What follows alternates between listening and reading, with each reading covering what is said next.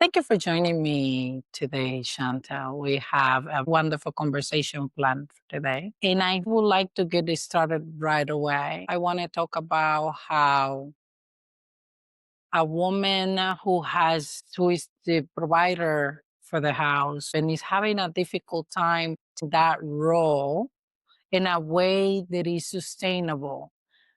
How do we start shifting those dynamic into one that is more sustainable for her in her relationship? That is such an important question. Thank you for asking this. So, if I had it all my way, when I have single women who've met someone that they want to build a life with, I negotiate what I'm going to say to you before they move in, they get married, however. But if we don't have the luxury, which is basically what you've mentioned, it is absolutely possible. In fact, you cannot but rethink how can I shift this problem because it keeps building resentment, a feeling of being taken advantage of.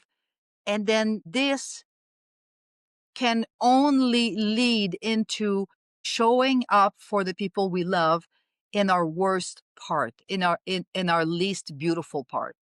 We don't have patience, we don't have compassion, we are short, we are unhappy, and it's like a chronic unhappiness. There's little moments of happiness, but there's chronic unhappiness. So it's unsustainable. And I'm so glad that you brought this topic because it's something that is very common.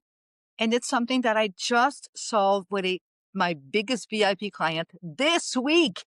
I just had this problem brought to me by my female client or his wife. And it was exactly about her not being able to keep sustaining her big, high paying job and having to take a break. She eventually had to quit. And then she turned to me and she says, then I need him to keep our lifestyle. I need him to take on the family provider role.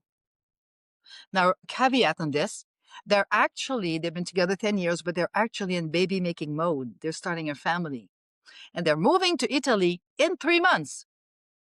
So I took her in and I said, okay, let's negotiate something. So one part of the answer is you can absolutely negotiate any topic in your relationship. Will you be more successful with a coach that is skilled at it? Yes, it's going to help you to have somebody that it can translate what she's saying to him so he's going to hear her. So that's the first part.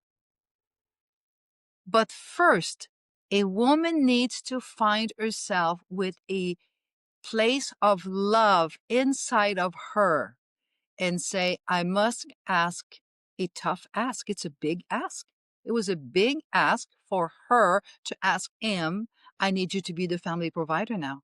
I need you to take that role. I've held it for 10 years. I can't do it anymore. So I understand that it's a gesture of love of self, but it's also crucially important that it's unsustainable. And your body will tell you, your mind will tell you, your mood will tell you, your hormones will tell you. There'll be all kinds of stress that's going to be in your body. And at some point, you just have to surrender.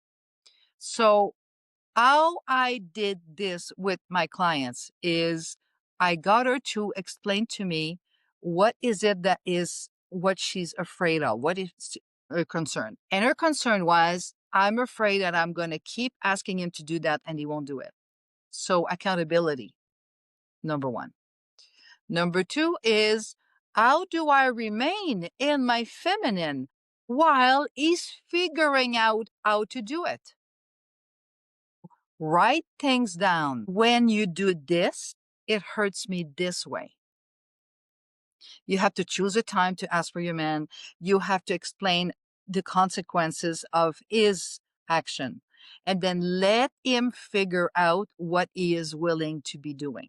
In this case, we had started to negotiate this 2 months ago, and he didn't find a job. Well, he found a job, he didn't like it. He was on and off, on and off. So she needed, because she's going to be in baby making mode, having a baby in the stomach soon, she needed solid presence. and that means a job. So we orchestrated a session, and she read to him what her and I had scripted. And we gave him 2 weeks. And the challenge was every day for 5 minutes, he will call me. And I reminded him of the things that he did when he was in his masculine and a follow up on where he is and looking for a job. And when I remind him of the things that he does really well. And I say, then what else can you do? Where can you send your CV? Where can you knock on doors? Be open, because something might just come up. And it's exactly what happened. A job just kind of fell in his lap. And then I ask her, what? So we do one-on-one session, her and I, and then we do couple session. And I get her to tell him how meaningful it is for her that he took that challenge on, that he's looking for a job. Then we did this week the session with both of them with, I'm so relieved that you found a job in the timeline that you did. I believe in you. This means everything to me. And as you activate this is what you did for us and for our family. It builds an hormone in him. It builds dopamine. It builds testosterone.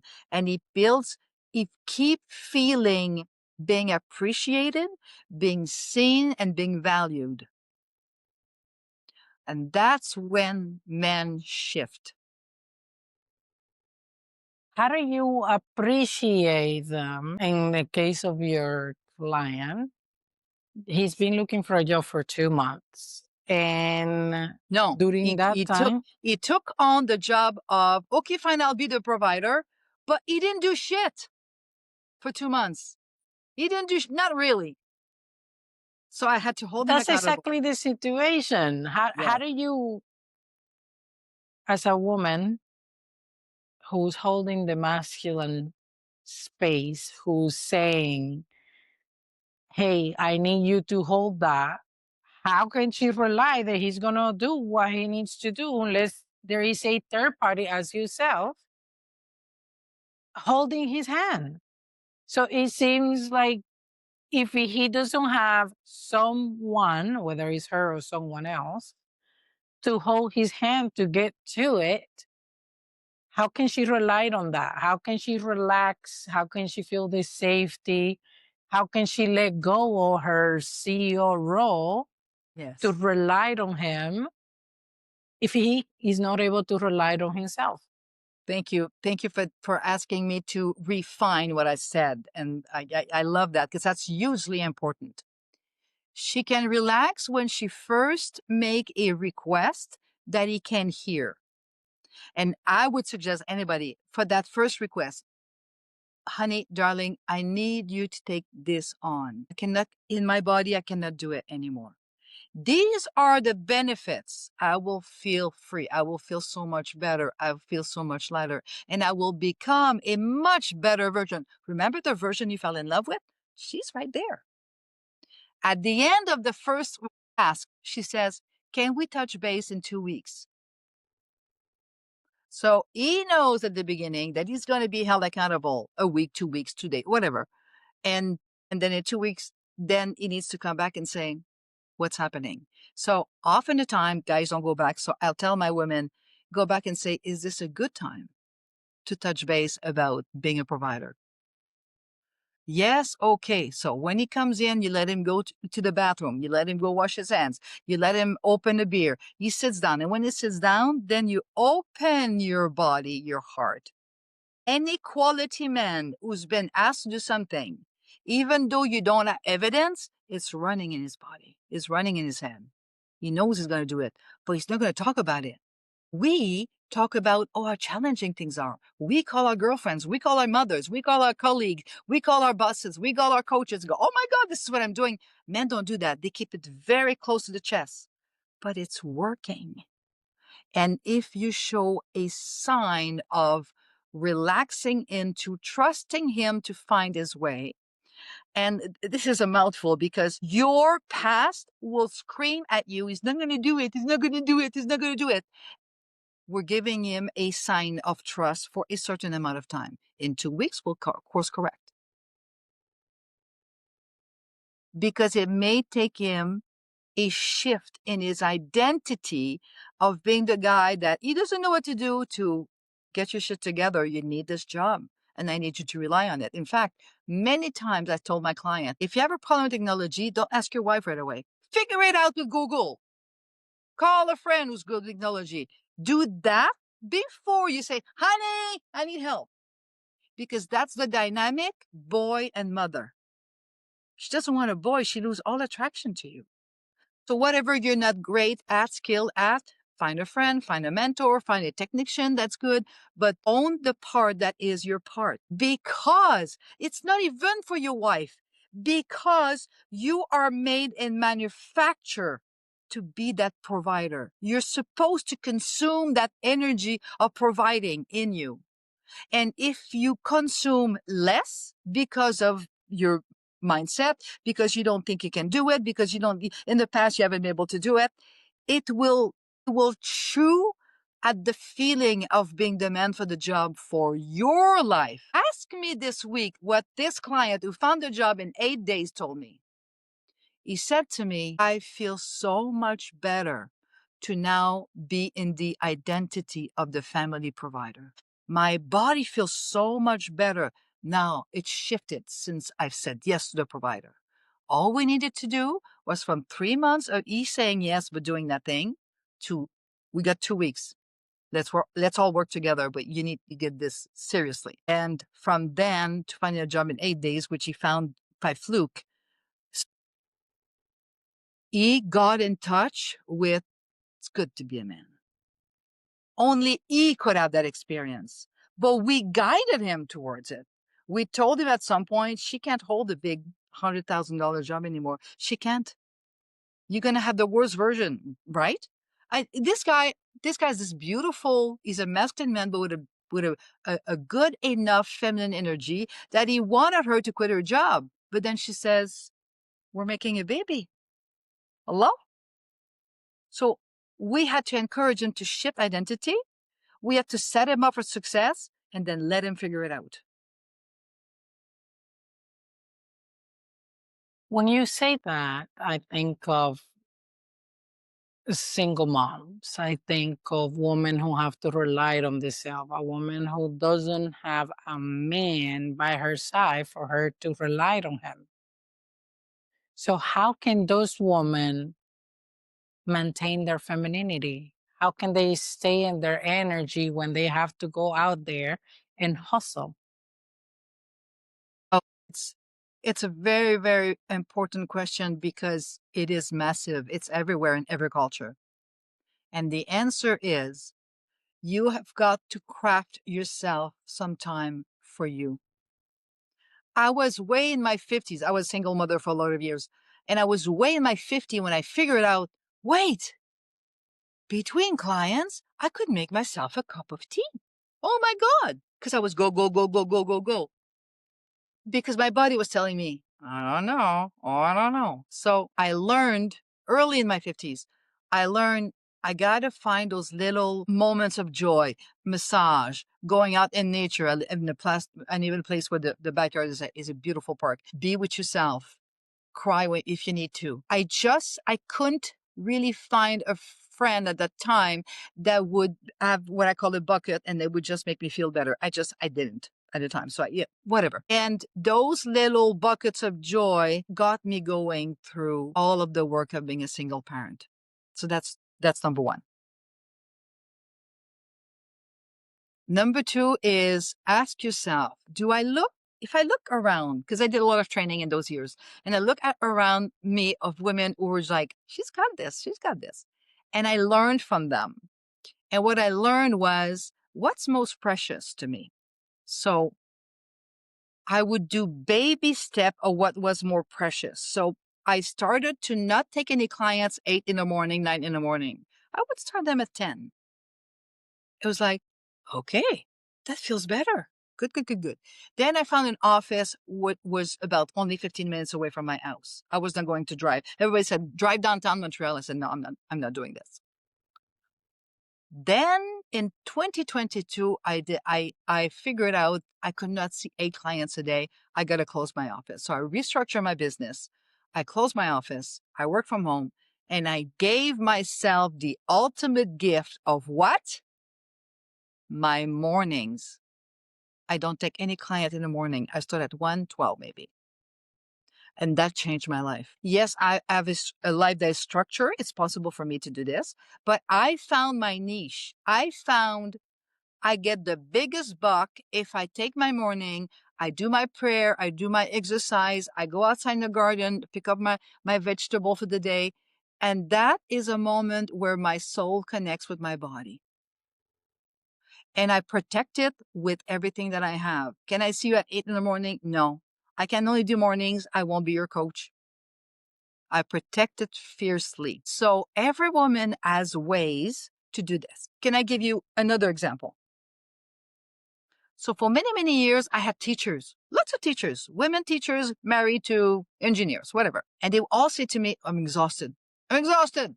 It's okay. So she tells her husband, I'm exhausted. He says, go to sleep. So I said, sir, that's not exactly what she's seeking. She needs free time so her nervous system gets off the masculine to go into feminine. So what I did is I created a deal for several women in the span of about 2 years, where Saturday morning from like month of May to July, end of June when school is over, he would take the kids Saturday morning out of the house, the kids, the dog, everybody. And she would have her house to herself every Saturday morning to wake up whenever she feels like it, have 2 coffees if she feels like it, and then by noon the kids will be back with the kids. So with the father. So the chances are of them having intimacy Saturday night was much higher because she could recuperate in time for self. So did we negotiate? Yes, you have to negotiate. So listen, I want to be my best self. I'm not my best self. I have an idea. Can I share it with you? I would love to have my Saturday morning off. No kids, no cleaning, no nothing. And that's not even the first that's not even the biggest challenge. The challenge for her is to ask and then accept that she has Saturday morning and enjoy it fully. It can take you weeks to get your nervous system to accept it, but if you start doing it, your nervous system will calm down. You'll be able to shift to your feminine much more easily because what these women's nervous system needed is time to herself and quiet. So these are examples of possibilities. When a situation where you have a single mom with a full-time job who doesn't have the ability to take their morning off, she's working from office hours from 8 a.m. to 5 p.m. Then she comes home to pick up the kids, take care of the family dinner, take care of the household, take care of the chores. And we're talking about a decently successful woman making $100,000 a year in a Mm-hmm. big city. So $120,000 in a big city, it goes a good way, but it doesn't go all the way. And Mm-hmm. so if she has kids and she has expensive and she wants to keep certain lifestyle, how does she stay in touch with her femininity when work is from 9 to 5 and then kids are right after work? So Mm, by the time that she is done taking care of everybody else, the business mm. or the family, the kids, it's now 10 p.m. It's a huge challenge, and there's a million possibility, but there's a million boulder in the way.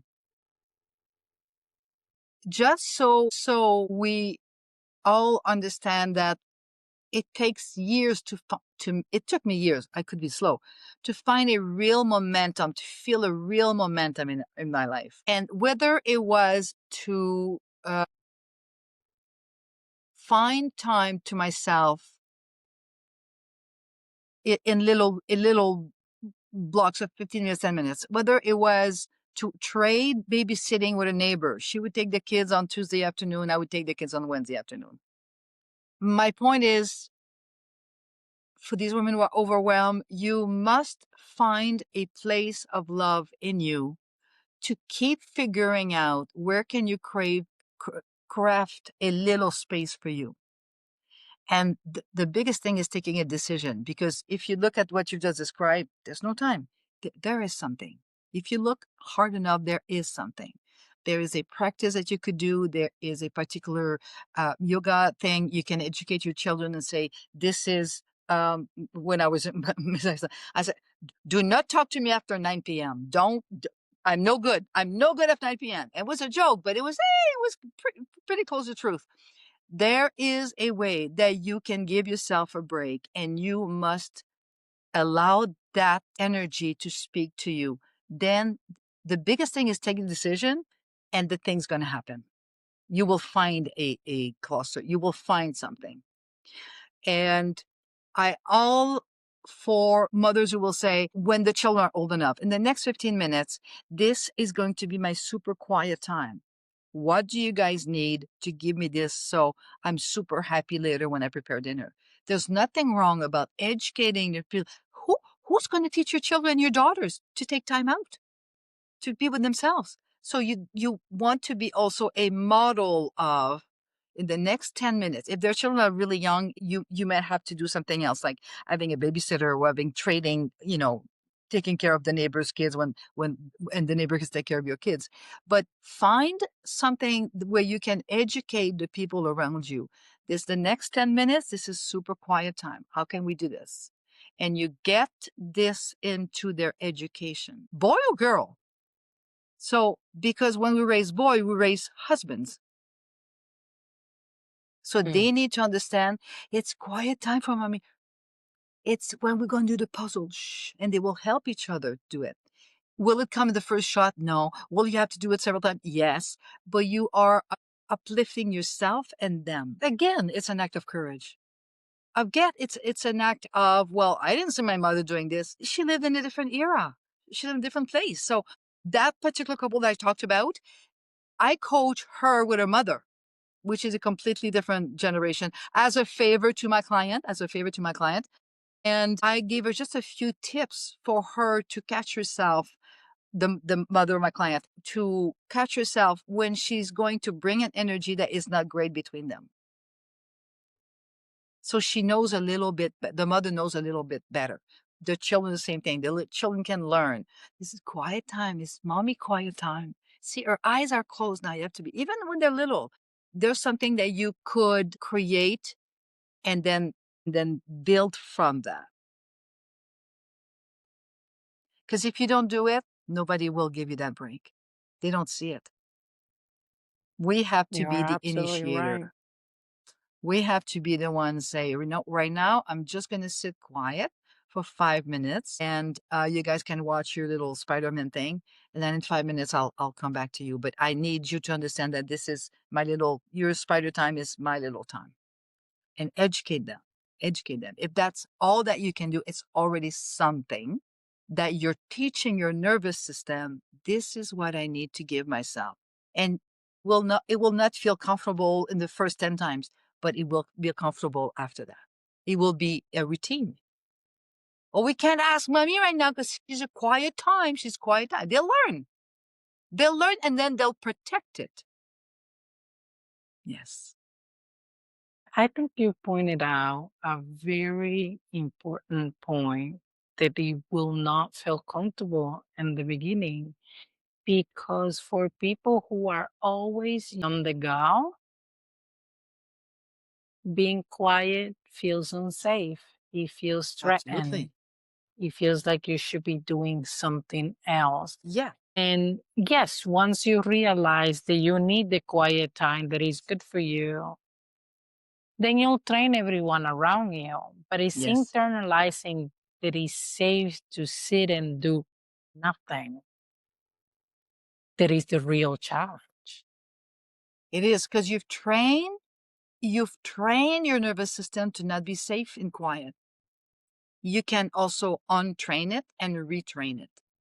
So at times, I remember the first 20 massages that I got, I would feel awful. And then I would say to myself, it's okay. It's okay. I'm safe now. And slowly my body let go, the nervous system let go of that, and then I could receive the whole massage. And I happened to work with this incredible Latin 6 feet, 7 feet tall guy. His hands were like this. And he would say to me, he's got a gift. I could feel when your body started to relax. I could feel when you started to surrender. So even he could pick that up. So I, we have to dance. We have to accept that we are creating a whole new place of unconditioning a nervous system and reconditioning it and making it work to ease a part of us that only we can ease. And we owe it to ourselves, we owe it to our children, we owe it to our spouses, because nobody else will really initiate it. Although in my practice, I teach all the husbands, this is where I need you to take on. In fact, I have a goddess day. I teach my men a goddess day. It's about once a month. And they plan a day based on her preferences, and they're completely taking charge, and she's completely a goddess all day. Do you know what this does for a woman's nervous system? It changes everything. So it's an education for ourselves that starts with a decision and patience and trust within our nervous system. But if you keep doing it, it will produce beautiful results. How do you coach a woman or a man? Because I know this happens to men as well, who are used to being on the go all the time and who need constant stimulation to have the awareness that the things that they're doing have to change. I know the universe has a funny way of bringing you there. But if you want to be ahead of the time and not have to endure all the pain that the universe is going to bring you in order to change your ways so that you want to choose it, how do you bring the awareness to them? That's a beautiful question. I had about 2 years ago, I had a client exactly that. It was attention deficit. He had to be, first of all, willing. The thing about my business is that people come in when there's a shit show. Something happened. He's about to leave his wife. He's cheated on his wife. Something. So there's a danger there, right? And I help him to, in an hour session, I may have only 10 minutes of his attention. And I wait for that 10 minutes and I wait and I always get it. And I say, this is what you need to do. And this is why you need to do it. For a man, I need to explain, if you keep on doing this, not only will you lose her, you will lose any quality woman of your life. No quality woman will hang out with somebody who just keep doing what you're doing. So if you're willing, I can help you to kind of give you little little exercise. I cannot call it a challenge for a type of man like this because it's more stress. So I said, well, let's just space ourselves and just quiet. So I would set up, for example, a 5 minute of quietness with his woman. And I say, just receive her. But I have to guide him several times because there's no room for him to receive. And I wait for a win. There's always a win with me. And when he has a little win, I was able to be patient when she was late coming to the restaurant. That's it. Then I make a big deal. And I tell her, make a big deal this week. Thank you for being patient. Because when you are patient, I feel so much better in your presence. And you anchor that. You anchor that. And that's usually the opposite. The opposite is, why can't you be patient? And you always criticize me. That goes nowhere. But I tell the women, if you take that little clip, I know it's a first step of 100 step. I know, but pay attention to the first step. There will be a second step. So it's a whole re-education of the man and the woman, of getting themselves into their own body with presence for a man and loving openness for a woman. So a woman, I would tell her, for example, when you're about to enter the restaurant and meet him, calm yourself down in your car before. Do the breath, do 10 breaths to come in. because we're responsible for the energy we bring into a place. If you come in, and she would come in and she would rush and say, I'm so sorry I was late. No, then they're both lost. Then she's giving him material to complain about her. No. Own your peace. Protect your peace. Protect your peace. Take 5 minutes of breath before you go in. Then you can say, I'm so happy. Thank you for waiting for me. It changes everything. These women call me back and go, oh my God, he wasn't mad at me for this. He wasn't mad. There is absolutely a way to protect your peace, to find your peace, to create peace, to bring peace to your exchange with any man that you are, except maybe a 5% of the men who are just too far gone. Well, what this culture calls the big narcissists, or the people in prison, the people who have committed really bad crimes.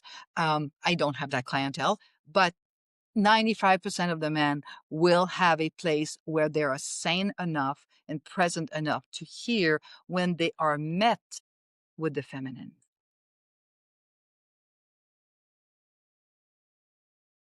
And so your suggestion is to anchor whenever they do what you appreciate, and to stay away from criticism.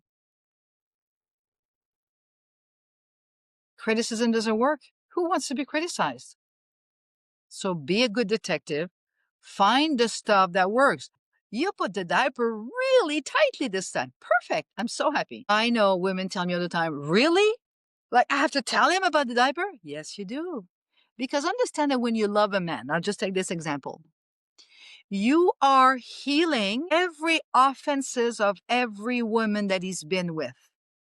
And it's the same for the other guy. I said my male clients, their husbands, you are paying for the sins of all the other men that have hurt your wife. I'm sorry. It's not a good news, but that's the truth. But if you are caring for yourself enough, you have enough life force, you can extend a really rich compliment. You can try it. Don't overdo it, but do it enough. Say, I appreciate, love the way the diaper is. That's something. That's something better. You might not receive it at the beginning, but make no mistake, it's going to go in a file somewhere. It never gets lost. The energy never gets lost. Very interesting. So, how do we get to a point where you have no awareness to the anchoring part? So, what is the bridge there? How do we become a good detective, as you said? Become extremely good at extreme self-care. That's the first step.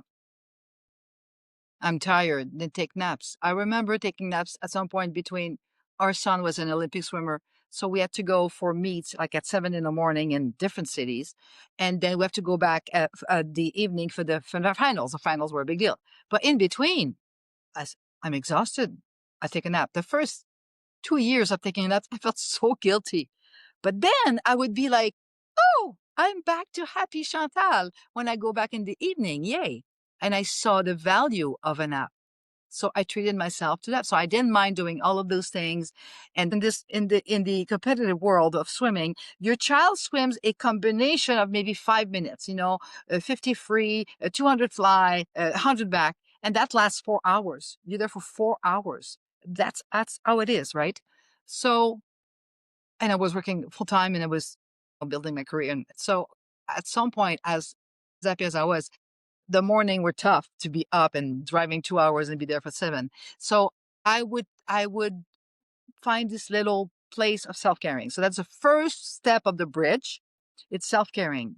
Where else can I self-care? Where else? Oh, I feel guilty. Still do it. Retrain your nervous system to do it. That's the first. Second is repetition. Keep doing it. So one of the first things that a lot of women do is I get them to look at their schedule, and I say, well, do you have enough time between the office and the esthetician? Because no, I'm going to have to rush. Then don't fucking book it. Book the esthetician on Saturday. Give yourself time to go from plan A to place B. Put your music on in your car. Have a little bit of practice of a prayer. I'm a big fan of Ho'oponopono. Costs nothing. You repeat the sentences. I love you. I'm sorry. Please forgive me. Thank you. Do that. And learn to relearn to not pack up everything. Or you're going on vacation. Okay, you got 10 activities. Really? They come back, they're exhausted. Choose 3 activities and in the middle, in a sandwich, put a day of being lazy. Oh, but my husband's going to say, put a day of being lazy or sleeping in the morning. Find the place. It's not hard. Your body will tell you, I don't want to get up. Then don't get up. Give yourself another 15, 20 minutes. Every day, it's an hour or more to yourself. 2, 3. 3 step of the bridge is educate the people around you to know about it and to support you. They will resist it. They will say, man, don't, I tell myself, do not ask me anything after 9 p.m. If you want me to, anything about school or swimming, before 9 p.m. And that kind of solved everything. When he was a teenager, I was all over the place. And he said, you're not listening to me. And he would take the thing that would hurt me the most. He goes, well, you're listening to your clients, but you're not listening to me. So we created this thing where if there was a change in the swim meet and I needed to rearrange my schedule, I say, touch me, hold my hand, and wait for me to go, what? And then we go, next week's swim meet starts at 7 instead of 9. And then he would repeat it. So he would anchor, crazy mother was doing all the things. And then I would say, oh, let me make a note in my agenda right now. And he would be there and watch me printing and say, so all of the things I said, what I told you this week, because he's telling me, while I do the dishes and while I feed the cats. No. So it was a simple way to take away the irritants. So the next step is take away as many irritants as you can, which means start to say no to certain things. Can you join us for bowling this weekend? I can, but I won't be there before 2. Well, everybody's going to be there. I can't. I won't be there before 2. And hold your space there. Yes? So important. So the 5th step is to keep doing it. You keep finding ways because it is like food and water.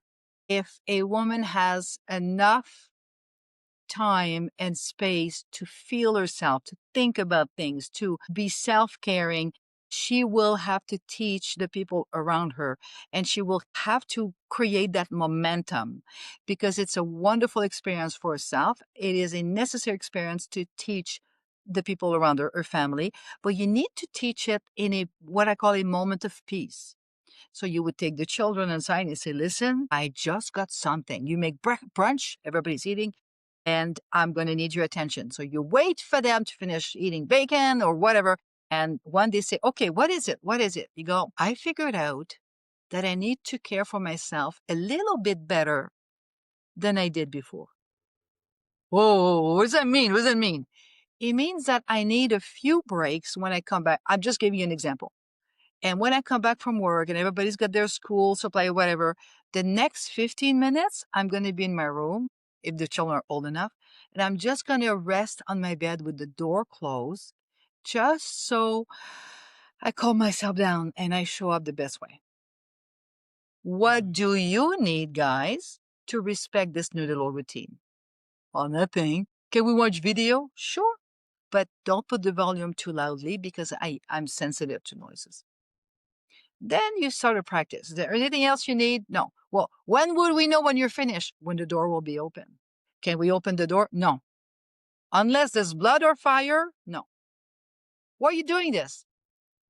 Because when I tell the truth for the age group that they are. When I come in from work, I'm like, ugh, and I'm not the nicest. I don't have patience. And sometimes I say things that I shouldn't say. So that's going to give me a little bit of a break.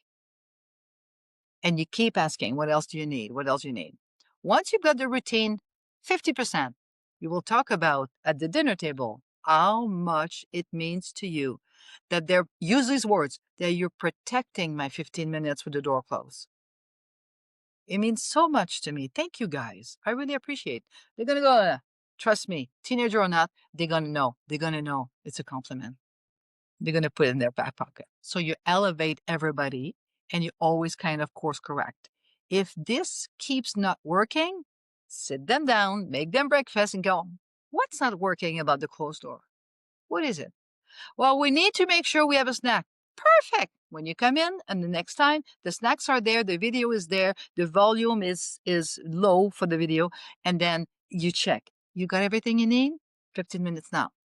And you can even put a clock. When the clock is there, you come out. But you will ask them, wait for me to open the door. Is that okay? Wait for me to open the door. Yeah, we could do that. And you get into this routine. This is just an example. There's tons of other things. But this is how you teach respect. This is how you teach self-nurturing. And almost every client that I had reported to me that their teenagers or adult asked for their own quiet time at some point because they got the model from the parents.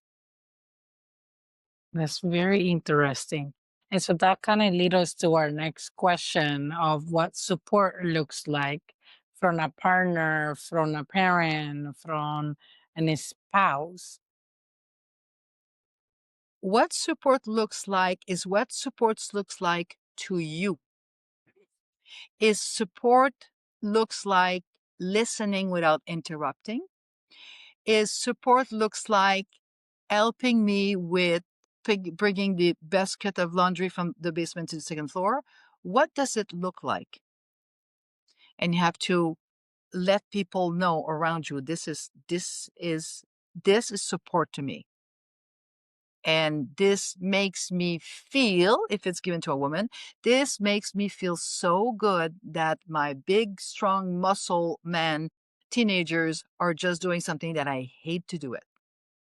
So you find out yourself, what does support look like? And you find ways to satisfy it yourself and to enroll whoever may be involved in this. So that brings me a great example for you. So I have a person whose definition of support is you do whatever makes me uncomfortable.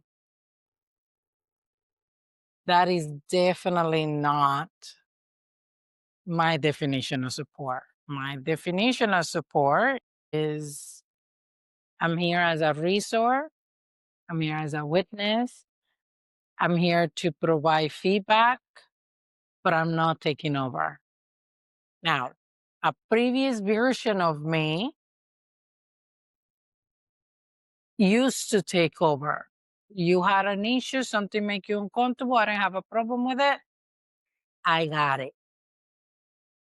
Now that I have shifted, she still has the expectation of come and take care of it. And we clash because I'm not longer willing to do that. Is this recent? The time that you've declared, I'm not going to always save you, and to the application of it? Is it like a few weeks of time? Is it a few months of time? What's the timetable on this? About 6 months. Oh, wow. So you want to find out, what was it like for you when I said, I cannot take over anymore? What was it like for you?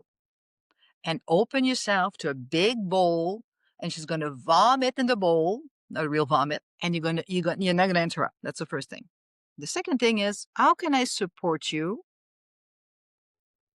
in this shift while respecting that I need to take care of myself? How can I do? How can we do this? And you keep asking and you keep figuring out. So our first 5 answers will be a version of, you still need to support me. And you go, that okay, but that's not quite it. That's okay. Let's keep on looking. Let's keep on looking for other things. What else?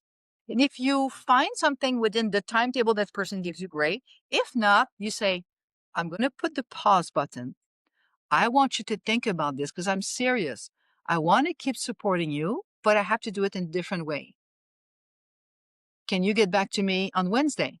and I'll pencil this in. I'll pick you up from work, and we'll have an iced tea, and we'll figure out, make it into something that's really kind of fun and bonding. And then you're going to keep talking about it. And let her think it through. Let her feel what that's like, because you will find something that you will be willing to test.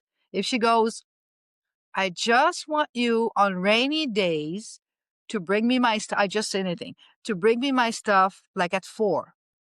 You're going to scan your body.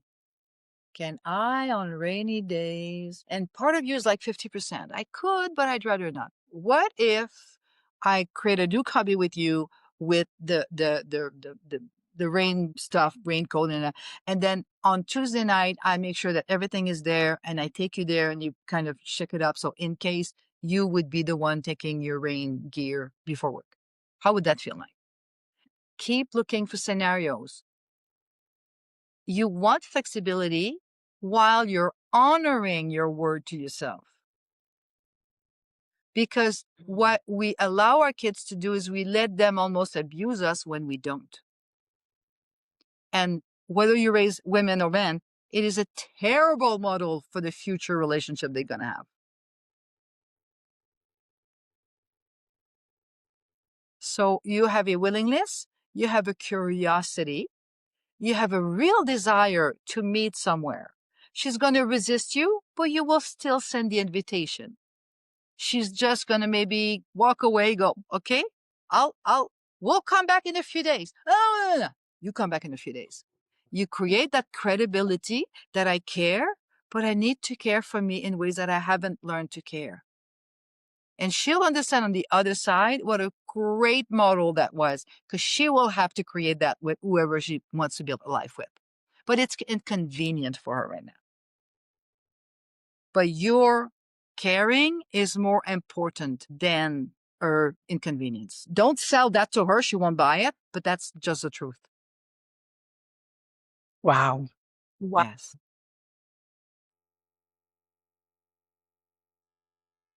You Did I tell have you? left me speechless. Thank you very much. That's quite a compliment. Can I give you one example? Yes. I had this woman years ago, and she's sent by one of my biggest VIP. And I pick up the phone, and she goes, hi, I'm so-and-so. So-and-so sent me, and my son hates me. Okay. So I give an appointment on Tuesday. We figure it out. And I go, why do you think that is? So she gives me 5 or 6 reasons. And somehow, somewhere, God has given me this gift. Or when it's the right thing, I have a buzz in my body. So I go, oh, that's it. She tells me, you think that's what it is? Ah. So we send an invitation to the 6-foot skier. Major. He didn't look scary, but he could be scary. And I sat with him and I said, your mom is feeling this thing. What was it? When was it? And he nailed it. He said, this is what happened. This is what she did. And that was 6 years back, and it had never been repaired. So, okay. So I got him to write a presentation to his mom. And then I got the 2 of them together, and he read this, and everybody's crying. And she offered him what we call a healing. And then there was that. I sent a income tax receipt at the end of the year. I said, I hope you had a wonderful time. Here's your receipt. And she answered back, we just had the best Christmas of our life for years. Our family is in harmony thanks to you. Hiring you was the best decision ever. There's almost nothing that's not repairable. It can mostly all be repaired. And it's called rebooted. So we reboot the feeling of love between siblings, between parents, adults, children, teenagers. I don't coach little kids. I tell the parents what to do, and they do it. And between the spouse, because the relationship of the mother and the father is the ultimate love model for the children. Mhm. That is very, very important. Thank you very much, Chantal, for sharing some of your wisdom and for imparted so many gems of important information that help us get closer in that relationship and get the connection we need in order to feel fulfilled with the people who we love and share it.